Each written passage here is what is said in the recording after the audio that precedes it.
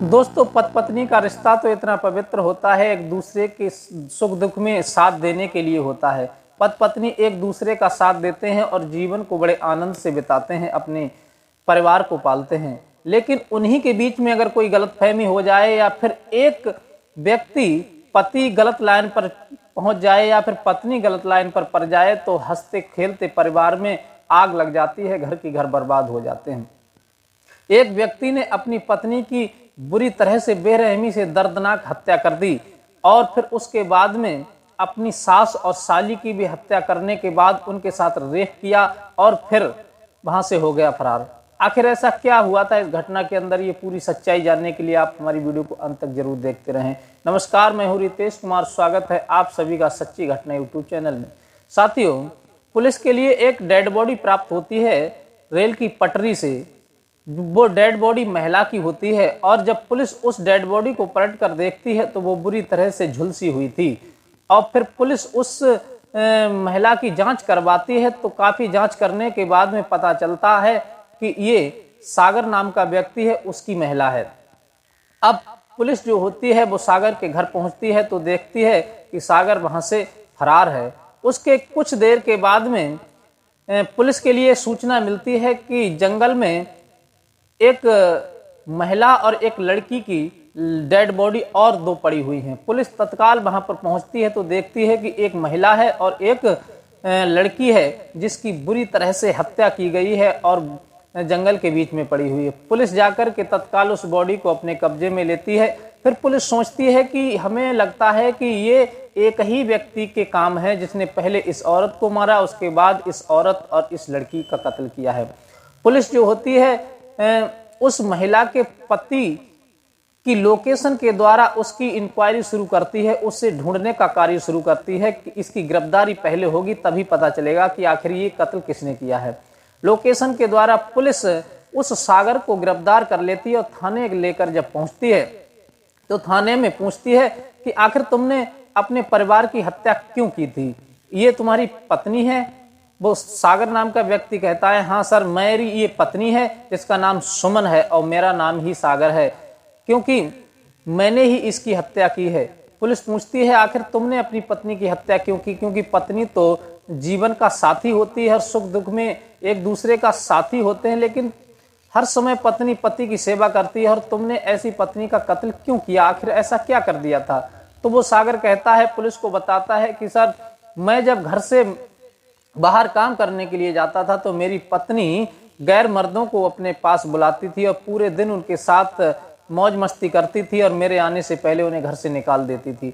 मुझे इस बात का शक हुआ तो मैंने अपनी पत्नी सुमन को समझाया, लेकिन मेरी पत्नी इस बात को मानने को बिल्कुल तैयार नहीं हुई, क्योंकि उसके ऊपर तो इश्क का भूत सवार था और एक दो नहीं बल्कि कई लड़कों को अपने पास बुलाती थी। मैंने अपने पत्नी को समझाने का बहुत प्रयास किया, लेकिन वो उल्टा मुझसे लड़ने झगड़ने लगी, लेकिन उसने मेरी एक बात नहीं मानी।